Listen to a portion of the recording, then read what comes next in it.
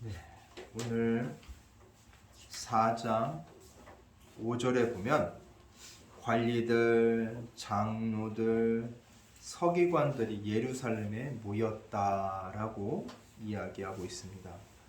이 관리들은 누구냐면 아르곤타스라고 대제사장들을 가리킵니다. 그리고 장로들은 모세가 예전에 재판 처리를 위해 모든 사람들이 다 무슨 송사가 생기면 다 자기한테 갖고 오니까 그 재판 처리를 위해 덕과 경험을 지닌 사람들을 뽑아서 세웠었어요. 그 뽑은 가운데서 시작된 무리들인데 그 무리들 중에 우두머리들이 바로 장로들이에요. 그래서 이들은 뭐를 대표하냐면 이스라엘 공동체 전체를 대표하는 사람들이에요. 그리고 이게 서기관들이라고 나왔는데 이 사람들은 율법학자예요. 율법학자. 바리새인들로서 이들은 율법과 구약 성경에 대해서 아주 통달한 사람들이에요. 아주 잘 아는 사람들이에요. 이렇게 관리들, 장로들, 서기관들이 모였다는 것은 뭐냐면 사내들인 공회가 열렸다는 거예요. 이들은 사내들인 공회의 구성원들이에요. 공회는 그 당시 이스라엘의 뭐냐면 오늘날로 얘기하자면 국회 그리고 대법원 최고로 높은 그런 법원을 뜻해요. 그 권한이 어느 정도까지냐면 사형시키는 것 말고는 어떠한 모든 판결이든지 내릴 수가 있는 거예요. 그런 권한을 가지고 있는 국회이자 대법원 엄청난 권력기관이에요. 거기서 사람들이 모여서 뭘 하냐면 모여 있는데 그 중에서 또 특별한 6절에 보면 특별한 사람들이 나와요. 대제사장 안나스와 가야바와 요한과 알렉산더와 및 대제사장의 문중이 다 참여해요. 굳이 뭐 이 말까지는 안 넣었어도 되지 않았나 생각할 수 있어요. 근데 그 구성원 중에서 이 사내들인을 공회를 구성하는 구성원 중에서 가장 권력의 핵심에 있는 사람들을 이야기하고 있는 거예요. 여기서 보면은 안나스라는 사람은 요한복음 18장에 보면 어떤 사람이냐면 예수님을 정죄하기 위해서 재판을 여는 것에 개입했던 퇴임 원로예요. 원로. 그 퇴임 대제사장인데 17 그러니까 서기 7년 예수님 태어난 후부터 서기라고 하죠. 서기 7년부터 15년까지 약 9년 동안 대제사장직에 있었어요. 그리고 그 대제사장직에 있다가 이제 늙으니까 누구한테 이제 권력을 물려줬냐면 사위인 가야바한테 물려줬어요. 그러니까 가야바가 이제 그 사위인데 대제사장직을 맡게 된 거죠. 누구의 후광으로? 자기 장인의 후광으로. 그렇게 세울 만큼 어디에서 영향력이 있어요? 공회 안에서도 대제사장들 중에서도 영향력이 있는 사람이에요. 그리고 가야바는 아까 얘기했다시피 대제사장직을 맡은 사람인데 예수님 때도 대제사장직을 예수님 돌아가셨을 걸 주도했던 사람이죠. 서기 18년부터 36년까지 약 18년 동안 대제사장직을 맡았고 그 다음에 이거 요한이라고 나오는데 이 사람은 또 누구냐면 그 안나스의 아들이에요. 아들이라서 또 36년 그러니까 자기 처형이 대제사장직을 끝나자마자 또 누가 맡았어? 그 안나스의 아들 요한이 맡아서 대제사장직을 또 이어갑니다. 그러니까 이 안나스 가문 이 안나스 가문과 그렇지 않은 나머지 그 대제사장 그 가문들이 사람들이 모여 있다는 거예요. 그러니까 거기에 대표적인 건 뭐예요? 권력을 쥐고 있는 안나스를 돋보이게 하는 거예요. 야, 안나스의 세력이 이만큼 강하던 때였어. 안나스는 누구야? 예수님을 죽이기 위해 특히 힘을 썼던 사람이라고 볼 수 있는 거예요. 주도했던 사람. 그래서 7절에 보면 이렇게 그들이 물어요.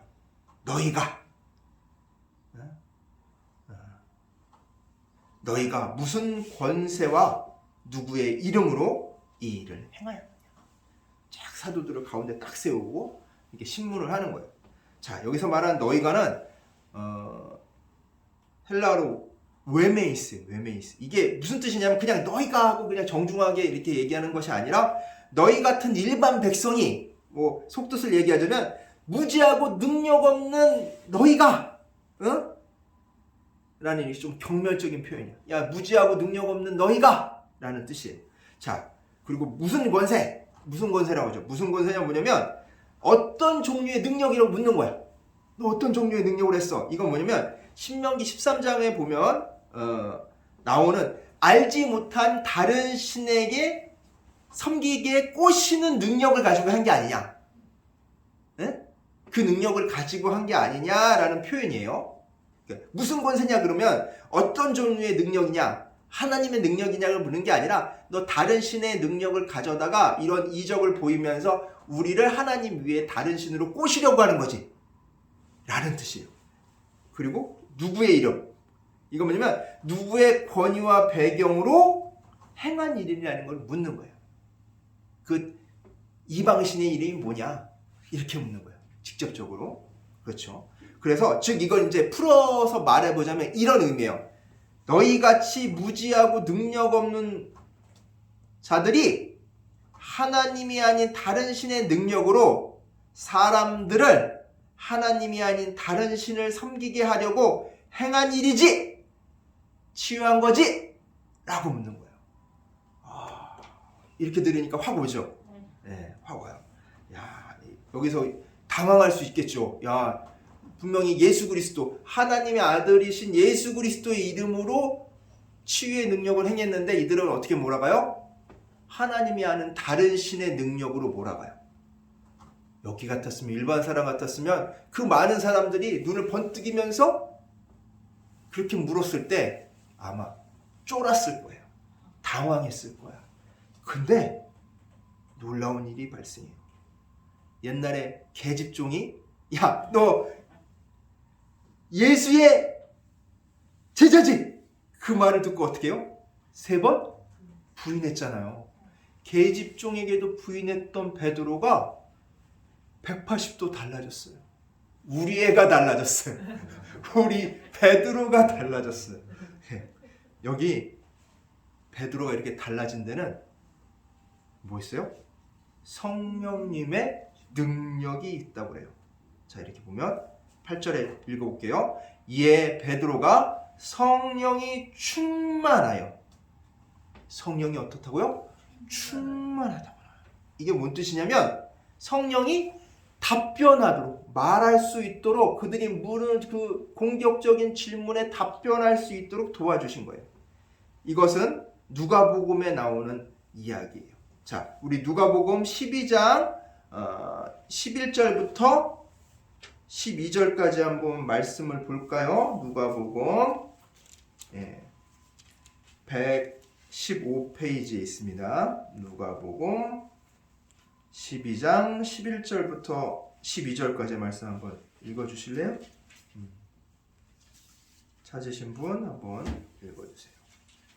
115페이지에 있습니다. 누가복음 12장 11절부터 12절까지의 말씀. 사람이 너희를 회당과 정사 잡은 이와 권세 있는 이 앞에 끌고 가거든 어떻게 무엇으로 대답하며 무엇으로 말할 것을 염려치 말라. 마땅히 할 말을 성령이 곧 그때 너희에게 가르치시니라 하시니라. 아멘. 이런데 끌려가도 뭐 하지 말라고? 염려하지 말라. 누가 가르쳐 준다고? 맞아. 성령님이 가르쳐 준대요. 예수님께서 우리에게 약속하신 말씀이에요. 그 약속대로 이루어졌어요? 네, 이루어졌죠. 네, 이루어졌어요. 그리고 이 9절에 보면 그래서 이렇게 얘기해요. 만일 병자에게 행한 착한 일에 대하여 이 사람이 어떻게 구원을 받았느냐고 오늘 우리에게 질문한다. 자, 이들은 어떻게 얘기했어요? 진짜 모여 있는 그 공회원들이 공격적으로 얘기했죠. 야, 너 하나님 아닌 다른 신의 능력으로 이렇게 한 거지? 그 이름 대봐! 라고 나왔을 때 이건 악한 일이라는 걸 전제로 두고 얘기한 거잖아요. 근데 베드로는 그걸 싹 돌려. 어떻게? 착한 일이에요. 착한 일. 친절하고 선한 행위를 강조해서 베드로하고 요한이 이 고친 일은 악한 의도나 악한 일이 아님을 드러내고 있어요. 우리 악한 일 아니야. 먼저 악한 일이 아닌 걸 싹 드러내요. 드러내고서 어떻게 해요? 어떻게 이 안진뱅이가 건강하게 됐는지 다섯 가지 사실을 지적하면서 설명을 이어나가고 있어요. 그게 10절에 나와요. 자, 10절 보면, 자, 너희와 모든 이스라엘 백성들은 알라. 뭐예요? 여기 공회원뿐만 아니라 누구도 알라고 그래? 이스라엘에 있는 모든 백성들도 알아요. 이스라엘 모든 사람이 이걸 알아야 된다고 얘기하는 거예요. 뭐예요? 그건 뭐예요? 이 일이 우리가 이 베드로가 답변하는 이 말이 결코 가볍지 않은 얘기라는 거예요. 중대한 일을 내가 얘기하고 있다는 것을 지적하고 있는 거예요. 그리고 뭐예요? 또 뭐라고 얘기해요? 너희가 십자가에 못 박고 하나님이 십자가에 못 박고 하나님이 죽은 자 가운데서 살리신 나사렛 예수 그리스도의 이름으로 이렇게 나오죠. 자, 여기서 보면 뭐예요? 너희가 십자가에 못 박고, 그건 뭐예요? 죽였다는 얘기야. 너희가 십자가에 못 박았대. 그럼 뭐예요? 두 번째는 뭐야? 모든 이스라엘 백성이 누구를 죽인 범인이야? 예수님을 죽인 범인이야. 죄인임을 지적하고 있는 거야. 너희들 다 죄인이야. 여기 음모를 주도적으로 꾸몄던 안나스와 그 일당들 뿐만 아니라 여기 그걸 찬동했던 공의회 의원들 뿐만 아니라 누구도 너희 이스라엘 그걸 그냥 보고 찬동하고 아무 말 안 하고 반대하지 않았던 너희 이스라엘 백성들도 똑같은 뭐다? 죄인이야 라고 지적을 하고 있는 거예요. 그리고 세 번째 뭐라고 얘기해요? 하나님이 죽은 자 가운데서 살리시는. 자, 하나님이 죽은 자 가운데서 살리신 건 누구야? 예수 그리스도죠. 그 예수 그리스도가 부활하면서 어떻게 돼요?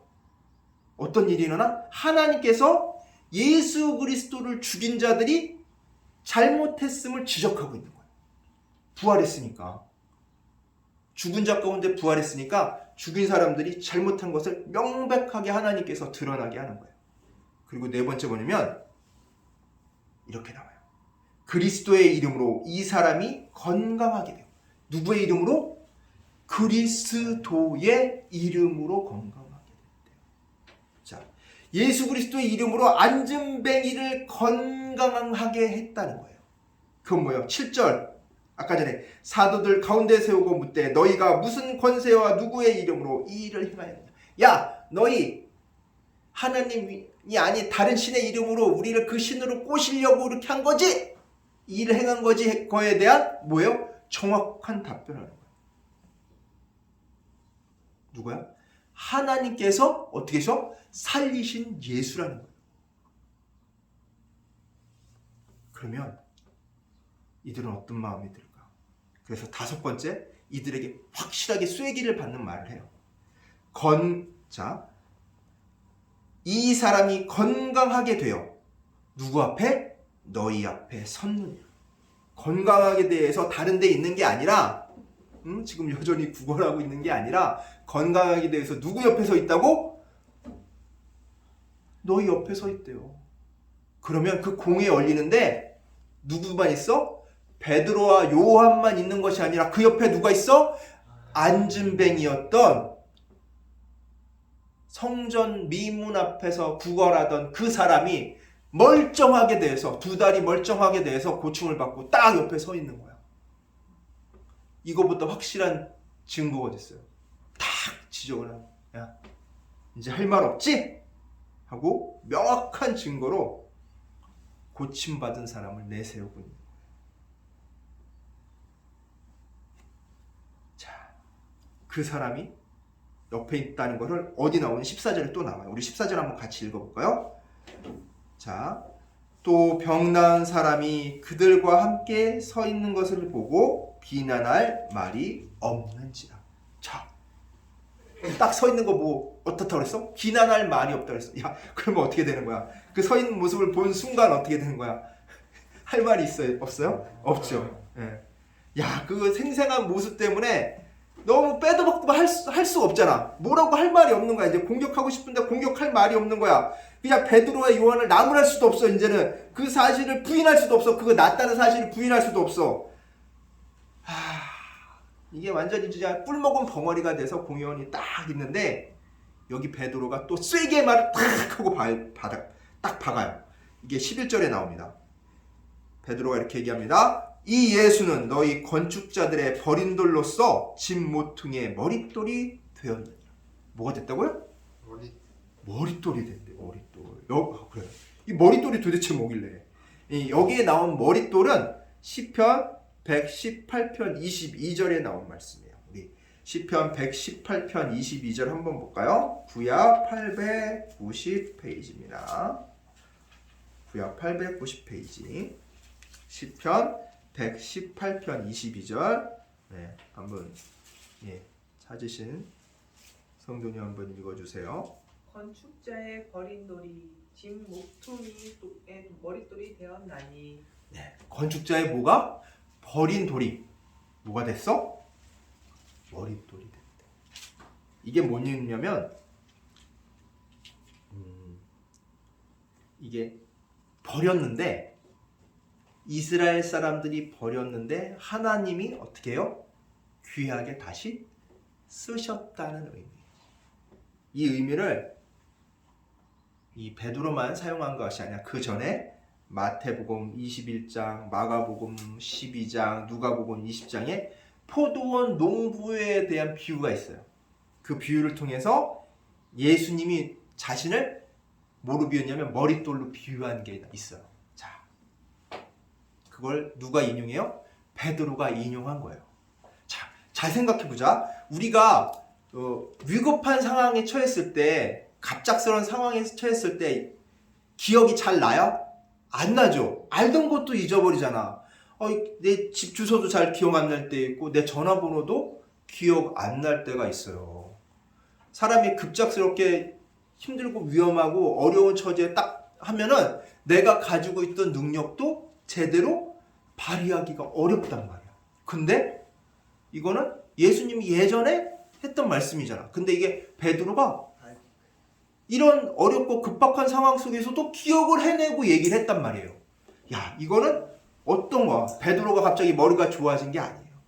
자, 요한복음 14장 26절 한번 볼까요? 요한복음 14장 26절 173페이지 있습니다. 173페이지. 네. 요한복음 14장 26절. 자, 제가 읽어드릴게요. 보혜사 곧 아버지께서 내 이름으로 보내실 성령, 그가 너희에게 모든 것을 가르치고 내가 너희에게 말한 모든 것을 생각나게 하리라. 뭐예요? 모든 것을 가르치고 예수님이 말씀하셨던 모든 것을 어떻게 한다고? 맞아, 생각나게 해야 돼요. 이야, 알고 보니까 베드로가 갑자기 머리가 좋아진 게 아니라 누가 생각나게 하셨어? 예수님이 예수님이 누구를 통해서? 성령님을 통해서 어떻게 해요? 생각나게 하신 거예요. 예수님이 말씀하신 그 모든 것이 생각나게 하는. 오휴, 대단하지 않아요? 네? 네. 이게 예수님께서 이렇게 약속하신 것은 우리에게 주어진 거야. 우린 뭐만 하면 돼? 성령님의 도우심에 의지하기만 하면 돼요. 성령님 도와주세요. 하나님 도와주세요 하면은 하나님께서, 예수님 도와주세요 하면은 예수님께서 성령님을 통해서 나를 어떻게 한다고? 도와주신다고 했어요. 도와주시는 분이에요. 성령님. 이렇게 우리를 도와주시는 분이에요. 자, 이렇게 베드로를 도와줬듯이 우리를 도와주시는 분이에요. 그래서 12절에 보면 어떻게 나와요? 또 베드로가 또 예수 그리스도를 신성 모독죄로 죽인 그 공회원들에게 아주 그냥 담대하게 또 이제 선포를 딱 해버려요. 담대하게 어떻게 선포를 하냐? 자, 우리 12절 한번 같이 읽어볼게요. 다른 모든 이로써 구원을 받을 수 없나니 천하 사람 중에 구원을 받을 만한 다른 이름을 우리에게 주신 일이 없음이라 하였다. 예수 그리스도 이외에는 그 어떤 이로도 그 어떤 이름으로도 구원을 받을 수 있다 없다? 없대요. 예수님 외에는 구원받을 수 없대요. 와, 놀랍지 않아요? 예수님을 죽인 사람들 앞에서 예수님 외에는 구원받을 수가 없대. 야, 무슨 진짜 배짱으로 이런 얘기를 했을까? 담대하죠. 너무나도 담대하게 얘기해죠. 예수님만이 구세주, 구원자이심을, 메시아이심을 이야기합니다. 근데 이 구원이라는 건 단순하게 이 앉은뱅이를 다시 일어설 수 있게 했던 그런 단순한 육적인 구원뿐만이 아니에요. 그 구원을 넘어서서 죄와 죄의 이 형벌이 이 죽음을 그리고 그로 인해서 받아야 될 심판으로부터의 구원을 하는 거예요. 그래서 뭐예요? 전인격적인 구원. 다시 바꿔 말하자면 예수님이 주시는 구원은 완전한 구원이에요. 완전한 구원을 주시는 거예요. 제가 엊그제 좀 가슴 아픈 일을 당했어요. 겪었어요. 이름이 야베스라는 분이 있었는데 그분이 그 이름대로 된 건지 어쩐지 모르겠지만 현재는 술주정뱅이 그리고 어머니가 받고 있는 기초연금에 의지해서 살아요. 그러니까 어머니가 나라로 받고 있는 그 돈을 그 아들이 어떻게 해요? 같이 쓰고 있는 거야. 직장을 구하려도 평소 행실이 그렇게 좋지 못했던 것 같아요. 구해지지도 않는 것 같아요. 그래서 그 술에 더 빠졌는지도 몰라요. 근데 그럴수록 더 저거 해야 되는데 참 이름이 야베스면은 어머니가 그 옛날에 야베스라고 이름을 줬으면 굉장히 믿음이 돈독하고 신실했을 거라고 보여집니다. 근데 이 어머니가 암이에요. 암 수술을 받았어요. 암 수술을 받아가지고 이제 수술을 받고 병원에 입원했는데 그 경과가 궁금해서 전화를 했는데 이분은 뭔 얘기만 하면 자기 엄마 얘기는 안 해. 자기 돈 얘기만 하는 거야. 돈 얘기만 계속해서 술 한잔 먹은 김에 얘기한다면서 돈 얘기만 하는 거야. 참 그걸 보면서 너무 안타까웠어요. 이 어머니가 암 수술 받고 그가 어떻게 이 진짜 얼마나 더 오래 사실까. 이제 암 수술 받았으니까 쉽지 않겠잖아요. 나이가 있으니까. 네. 그걸 걱정하는 게 아니라 자신이 쓸 돈부터 먼저 걱정을 하는 거예요. 우리 한번 역대상 한번 볼까요? 역대상 4장 10절 구약 614페이지에 있습니다. 역대상 4장 10절 여기 야베스의 기도가 나오죠.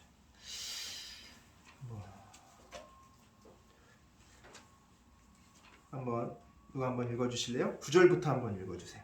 야베스는 그 형제보다 존귀한 자라. 그 어미가 이름하여 야베스라 하였으니 이는 내가 수고로이 낳았다 함이었더라.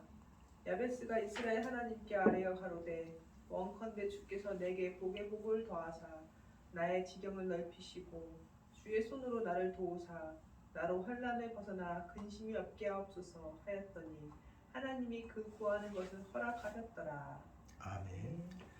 이게 야베스라는 이 이름의 뜻이 좋은 게 아니에요, 사실은. 왜냐면 이게 뜻이 뭐냐면 비통하다, 슬픔을 만드는 사람이라는 뜻이에요. 예전에는 이름을 지을 때 그 상황에 걸맞게 이름을 지었어요. 그게 이스라엘 전통이었는데, 여기도 보면은 내가 수고로이 낳았다 함이더라 그랬잖아요. 그러니까 엄마가 고통 속에서 아마 이 힘든 가운데 그 자녀를 낳았던 것 같아요. 그래가지고 그 자녀들 가운데 진짜 가장 귀하게 여겼던 것 같아요. 근데 놀랍게도 지금 제가 만났던 그 야베스라는 분도 약 그 한 7형제인가 되는데 그중 맞이에요. 맞은 데다가 또 이 야베스처럼 또 제일 귀하게 길렀던 것 같아요. 엄마가 정말 할 수 있는 한 조금 힘들더라도 진짜 원하던 것들을 많이 이제 뒷바라지를 해줬던 것 같아요. 다른 자녀들보다 더 귀하게 성경에 나오는 그 야베스처럼 해줬던 것 같은데, 이 성경에 나오는 야베스는 하나님께 그 자기가 구하는 것들을 허락을 받았잖아요.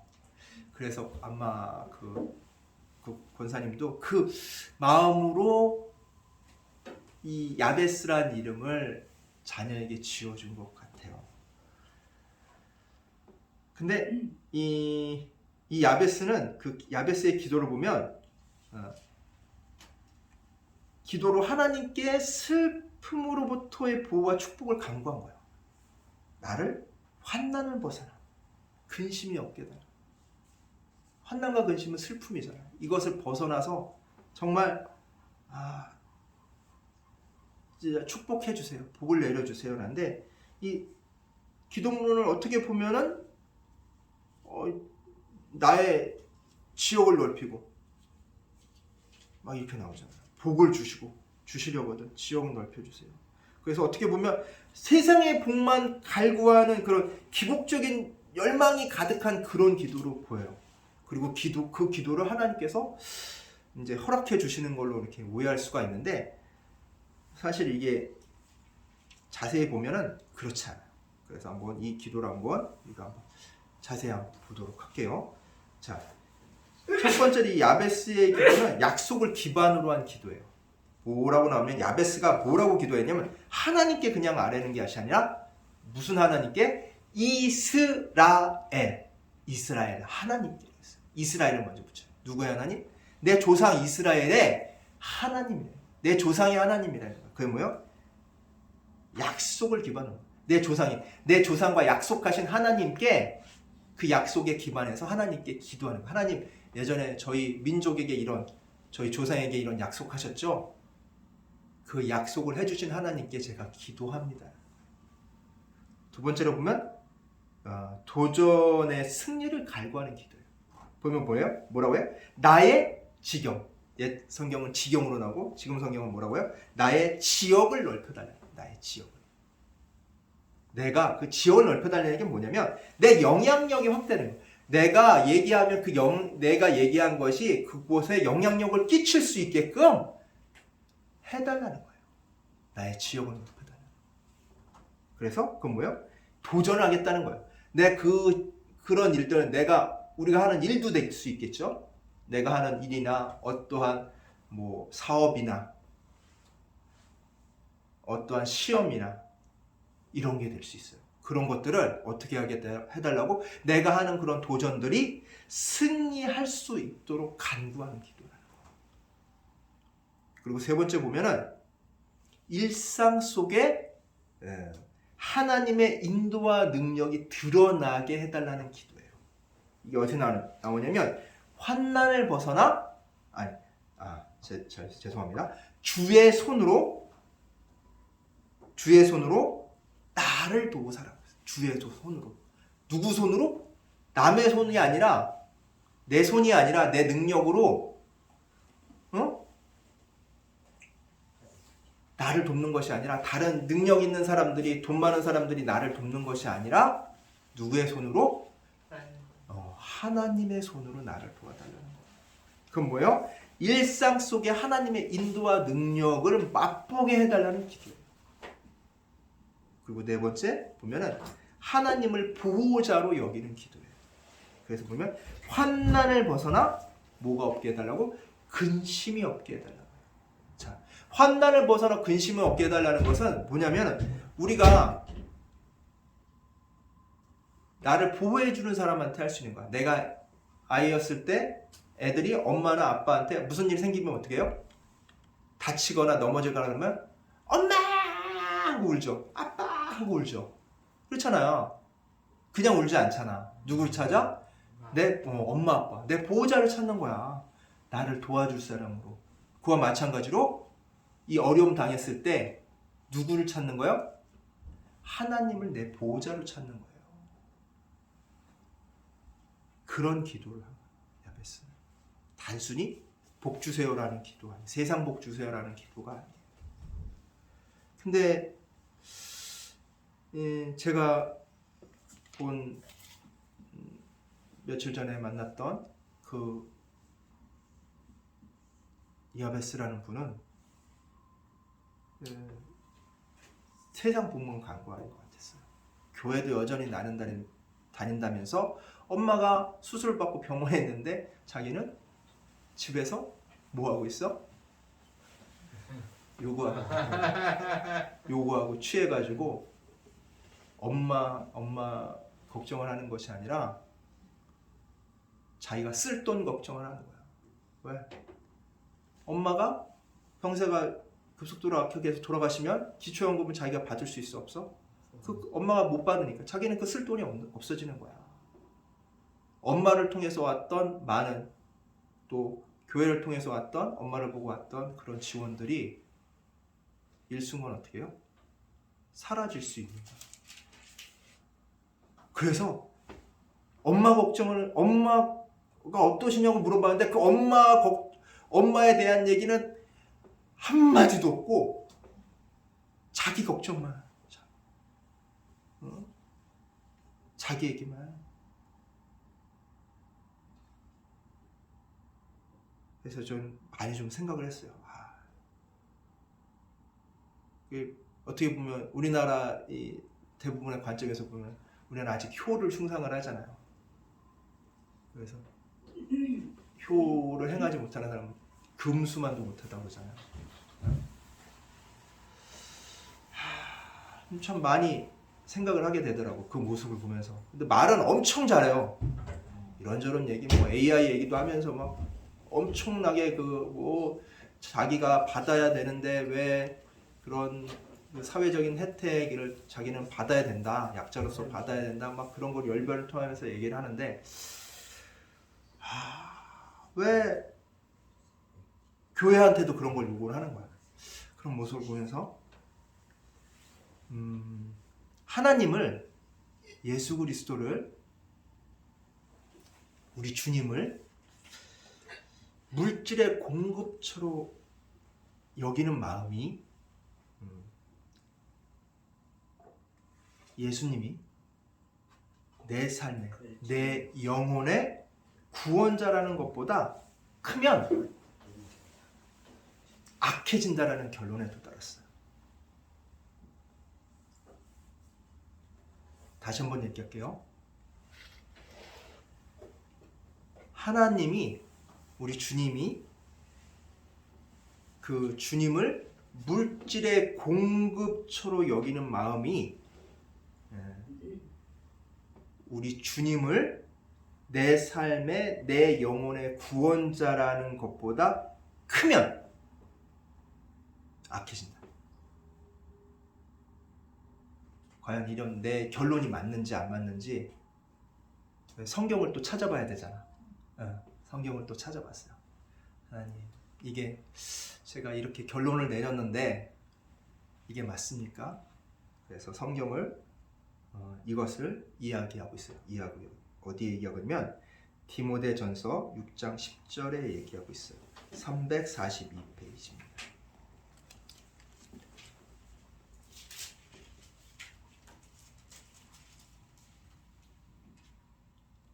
디모데전서 6장 10절 한번 읽어주시겠어요?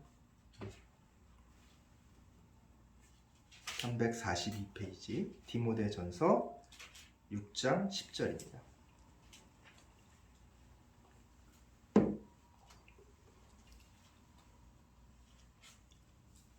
돈을 사랑함이 일만 악의 뿌리가 되나니 이것을 사모하는 자들이 미혹을 받아 믿음에서 떠나 많은 근심으로써 자기를 찔렀도다. 아멘.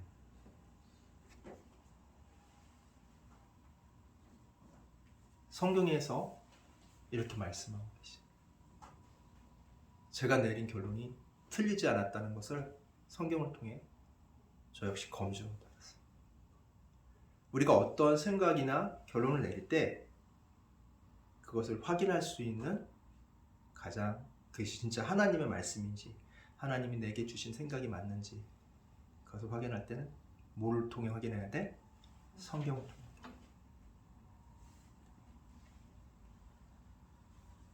돈을 사랑함이 일만하게 뿌리래.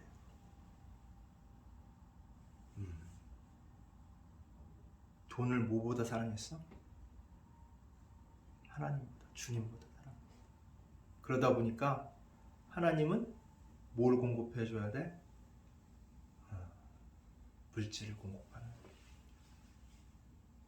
복을 그냥 주는, 세상의 복을, 세상의 명예와 부와 이런 것들을 공급해 주는 공급처로 여기면 어떻게 돼요?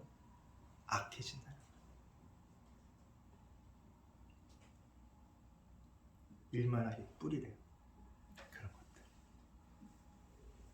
물질을 사모하는 마음, 하나님보다 더 사모하는 마음이 악해진다는 거예요. 우리를 악하게 만든다는 거예요. 물론 돈 없이는 우리가 세상을 살아갈 수 있어요, 없어요? 없죠. 우리가 입고 있는 이것도 돈 주고 다 산 거예요. 여기 돈 주고 안 산 게 없잖아. 돈 주고 샀다는 말은 다 가치를 지불해야 된다는 거예요. 돈이라는 것은 가치예요, 가치. 우리가 어떤 것을 얻기 위해서는 그거에 합당한 가치를 지불해야 된다. 세상에 공짜는 있어요, 없어요? 없어요. 근데 공짜로 해주는 것은 뭐예요? 하나님이 해주는 것 빼놓고는 다 거기에는 이유가 있는 거예요. 대가가 있는 거예요. 그냥 주지 않아요. 하나님께서는 우리에게 그냥 주세요. 뭘로? 우리가 그리스도인으로서 하나님의 자녀로서 살아가는데 불편함이 없어요. 살아갈 수 있도록. 그것은 내가 하나님의 자녀로 있을 때이지 내가 하나님의 자녀가 아니라 어떻게 해요? 나 이제 자녀 안 할래 해서 하나님의 울타리 밖으로 뛰쳐나가고 그 방탕한 둘째 아들처럼 그게 뛰쳐나가면은 당분간은 하나님이 허락해 주신 그런 것 진짜 복 때문에 살아갈 수 있겠죠. 그것을 자기가 가지고 나갔으니까. 근데 결국은 자기 인생 자기가 책임져야 되는 거예요. 어떻게 해요? 결국 자기가 책임질 수 없다는 것을 깨닫고 다시금 아버지께로 돌아오죠. 마찬가지. 우리도 하나님께 돌아와야 돼요. 돌아오는 마음이 있어야 돼요. 돈 나올 분형으로 보는 것이 아니라 나를 구원해 주시는 분, 나를 살게끔 하시는 분이시라는 것을 우리가 깨닫고 있어야 돼요. 완전한 구원을 주시는 분이라는 것을 잊지 말아야 돼요. 내가 지금 비록 형편이 어렵고 힘들더라도 내가 지금 형편이 어렵고 힘들면 일순간 악해질 수 있어요. 그게 더 먼저 보이니까. 근데 그 생각이 초점이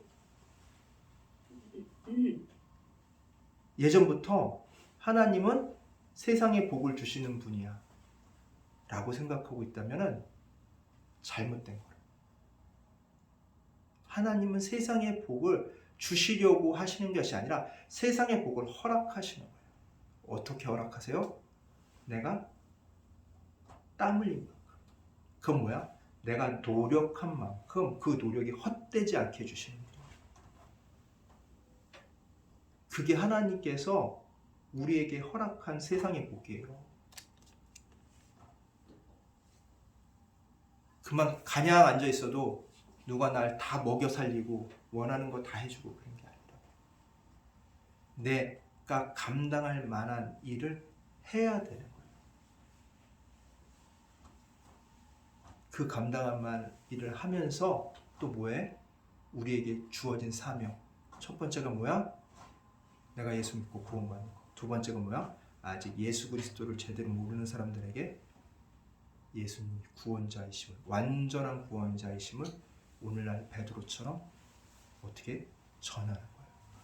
그 어떤 상황과 처지와 형편이 있더라도 누구의 능력으로? 성령의 능력. 그렇게 쓰임받는, 베드로처럼 쓰임받는, 그래서 완전한 구원 안에 내가 있으면서 그 구원의 능력을 발휘하는 우리 성도님들 되시기를 간절히 축원합니다. 아멘. 기도하겠습니다.